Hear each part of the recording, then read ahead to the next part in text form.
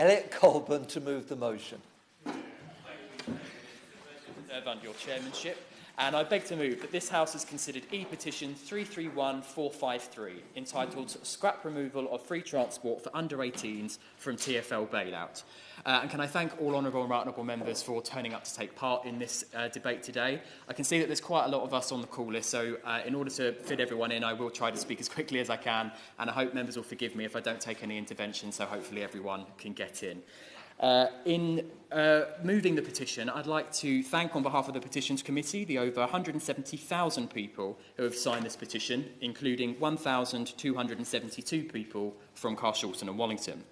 Now, I appreciate there might be questions as to why we're having this discussion, given that the second bailout of TfL did indeed protect free transport for under-18s, but I think we know that this is a live issue which will likely come back, so I think it's only right that we take the time to discuss it this afternoon. Now, I might be showing my age here, Sir David, but I'm from a generation who can remember the introduction of the Oyster card scheme and free travel for under-18s, from the days of keeping loose change by the front door to get the bus to school, to changing over to the Oyster card system when I was in high school. So I have some personal experience of the impact that removing free transport for under-18s could have, having been on both sides of the introduction. Therefore, I do want to pay particular tribute to the team at the Petitions Committee, who have been conducting a survey amongst those who signed our petition, and to find out a bit more about their views. And to date, we've had over 3,000 responses to that survey.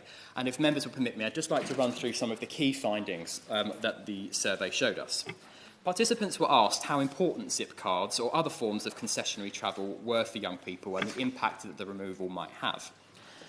A zip card or other form of concessionary travel was reported to be very important to access school or college by 93% of respondents. It was also considered to be very important by 80% of people for accessing services including medical appointments, 79% for work, 72% for training, 60% for accessing leisure and extracurricular activities, 65% for socialising and 62% for meeting family and friends. If the 16-plus zip card scheme was suspended, 71% of respondents said that they would find it extremely difficult to access school or college. 57% said it would make it extremely difficult to access work. 61% said it would make it extremely difficult to access services, including medical appointments. The survey went on to ask the respondents what impact the removal would have on their travel habits. Almost 5 times as many young people said that they would use taxis very frequently, with the number of people who would use a private car frequently or very frequently more than doubling. The number of respondents who indicated that they would cycle increased by 82%, but there was no significant change indicated on those who said that they would walk. The survey also found that 60% said that they would use the Tube, GLR, and London Overground and TfL Rail less, and 56% said that they would use a bus or a tram less. So it is clear that petitioners feel that this would have a great impact on their lives. Therefore, I think it's only right that we look at the very heart of TfL's financial situation. And it would be easy, I think, to say that coronavirus and the subsequent drop in passenger numbers is responsible for TfL's financial woes. Indeed, the onset of COVID-19 has resulted in significant reductions in passenger demand, not just in London, but across the country. For most of March and April, daily tube use was around only 5% of normal levels, and daily bus use was only 18% of normal levels. Now, whilst we have seen a rise in passenger numbers over the past few months, they've remained stubbornly far below normal pre-pandemic levels, and the recent reimposition of an England-wide lockdown has also had its effect on TfL's finances. However, I want to go on to talk about the state that TfL's finances were in before the pandemic hit.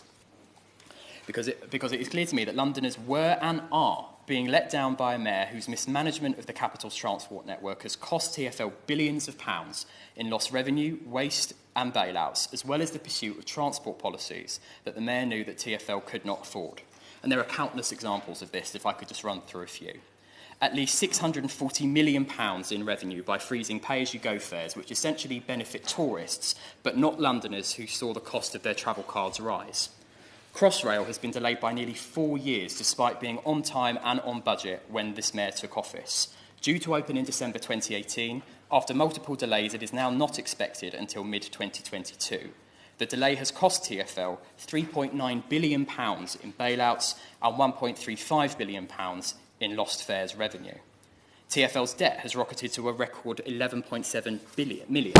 21 major transport projects have been delayed or cancelled. The bill for TfL staff on trade union duties has almost doubled. TfL's nominee passes, which essentially lets the housemate or lodger of anyone working for TfL ride for free on the tube network, cost an estimated £44 million in lost fares. The amount TfL spends on executive pay has ballooned. The number of staff has raised on over £100,000 a year has raised by nearly 100 in the last 4 years.